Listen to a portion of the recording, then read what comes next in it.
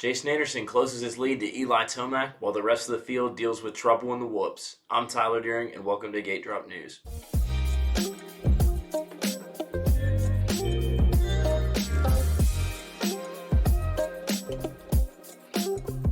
What's going on, guys? This is Tyler Deering back with another episode of GDN Anaheim 3 Race Review Edition. Tonight was a very interesting night of racing, to say the least. We had very big championship implications in both classes. Also saw the whoops take out several competitors. Joe Shimoda went down, Hunter Lawrence went down, a couple 450 guys went down as well. Let's get right into it with the 250 main results. Now, before we look at the results from the 250 main, one name you will not see in here, as I mentioned before, is Joe Shimoda. Shimoda was chasing down Garrett Marchbanks for the win in heat number 1 when he went over the bars after he tried to scrub. His foot came off the pegs in a nasty incident.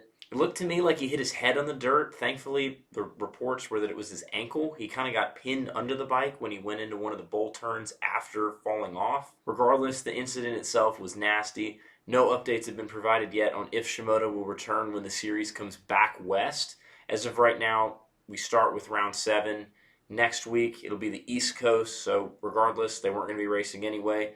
We'll see if Shimoda can return. That being said, Christian Craig was dominant. He came out, had the whole shot, was getting chased by Hunter Lawrence. You won't see Hunter's name at the top of the leaderboard. He had a crazy crash in the whoops. The whoops were nasty tonight. You had guys going down all over in the LCQ. Mitchell Harrison actually crashed twice in the whoops in the LCQ, still got up and managed to get a spot in the main event.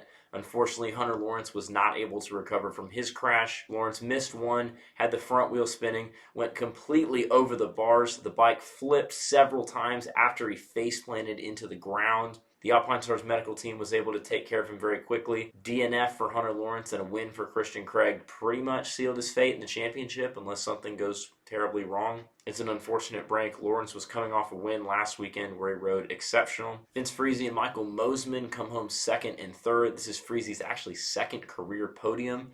Although he's been contending, he's dealt with inconsistency and flat-out dirty riding at times. Huge win for Friese to finally get back on the box. Mosiman actually went down as well, but he recovered to finish third because, quite frankly, everybody was going down. It was a mess. Fourth place, Garrett Marchbanks. Again, he won a heat as well, so great news for Marchbanks to be riding better. It's unclear if he's ever going to get another chance at a factory ride as he used to be with Pro Circuit. He's had some really nice rides with Club MX this season. That bike, I don't think, quite has the pace that we thought it was going to. And he's also dealt with some personal illnesses and injuries that have kind of held him back. But we'll see if he gets another shot. I mean, a couple fourth-place runs is pretty solid, even for a regional 250 class. So we'll see if somebody gives him another chance. Carson Brown, 5th. Chris Blow, 6th. Actually had a chance to get a podium here, but he went down like everybody else did, right in the whoops. Just could not keep it going straight. Those whoops were big and tall. You even saw some 450 guys jumping them. Robbie Wageman, 7th. Derek Kelly, 8th. Logan Carnow comes home in 9th. Good run for all of them. With guys going out left and right, could they sneak in and maybe get a top 5? If they stay healthy, they could. Caden Amrine comes home 11th. He won the LCQ with Team Tedder. He's been making some main events lately. Not a whole lot was expected out of him in that 250 role, but the 19-year-old from Kansas has shown some real speed. We'll see if he can continue to build on it here as the season progresses when it comes back. Hunter Lawrence, 18th, the crash we already talked about. Jerry Robin, 19th. He had a crash, didn't really show it. Nate Thrasher comes home 21st, with Jalik Swoll 22nd. Swoll crashed in the whoops, had his bike veer to the right. Thrasher had nowhere to go and crashed pretty hard as well. He was unable to continue. The poor seasons continue for both of those riders. This is Swoll's second major crash of the year, both to the head, which is not a good sign for the future. Thrasher's had no luck this year, but he also hasn't had much speed.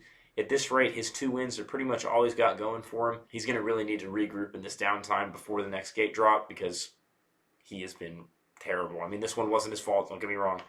Nothing you can do when the bike comes straight across the side, but tough break for Thrasher. Not looking good for him. Christian Craig extends his championship lead, and he's going to continue to do it. He's the fastest rider. I think Jet Lawrence getting hurt with the rib injury, as I said in previous videos, might actually have been a good thing because Jet's now not going to have to ride with probably the most dominant 250 rider right now. But we'll see. Maybe Craig in the showdown will slow down and somebody else will prove to have more pace. But as of right now, definitely not. To the 450 main event, Jason Anderson was able to hold off Eli Tomac and Justin Barcia and get the win. Closes up the championship lead to Tomac, but the stories were further down the pack. There was guys going off. There was big names running well towards the back. First one off the podium, Malcolm Stewart. Once again, a great run for him. He's been really consistent in that kind of 6th through 4th spot.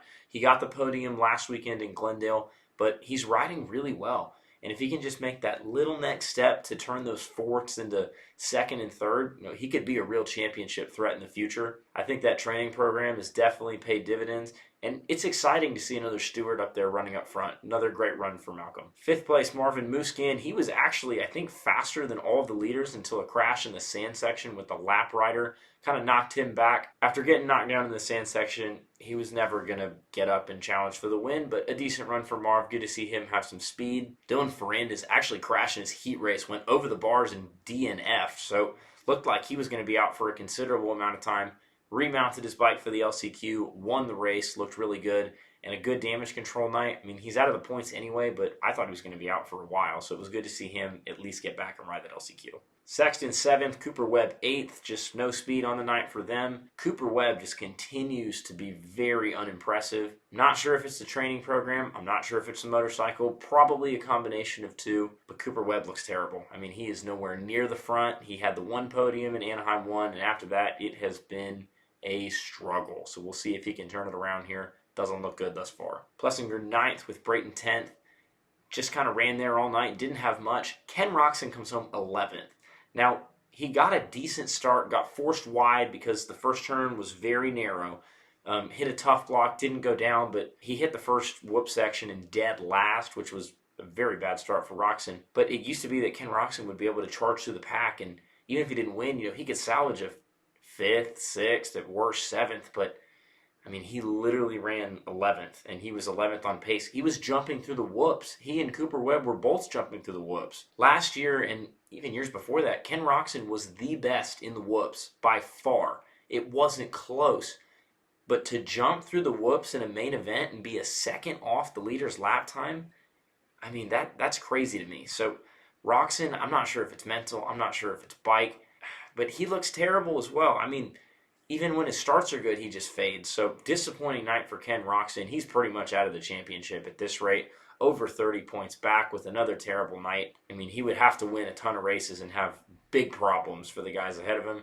And he has shown no signs of that happening. Dean Wilson comes home 12th. He had a crash in the whoops as well. I'm telling you, they were taking out everybody. Whoever is building the whoops in Anaheim, they are making them really tough, and guys are not loving them. Max Anstie 13th, Shane McElrath 14th, with Brandon Hartwith in 15th. Again, decent run for those guys, kind of where they tend to end up. Kyle Chisholm in 16th, beats Justin Bogle in 17th. Chisholm's having a sneaky good year. He is a fully funded privateer, and he's making a lot of main events. I mean, he's made more events than Adam Enticknap, who finished dead last in this one. That was his first main event of the season. And for guys like Chiz, I know he's older, but he clearly has the ability to make main events and put your bike in the night show. I know Chisholm's a little bit older, but he clearly has the ability to put your bike in the main event. Now, somebody like Enticknap doesn't really have that ability. He barely squeaked by for this one. Even though he's older, I would love to see a team like Twisted Tea Suzuki give Chiz just 1 year to not have to completely fund his own team, maybe get paid a little bit. I mean, that would be awesome.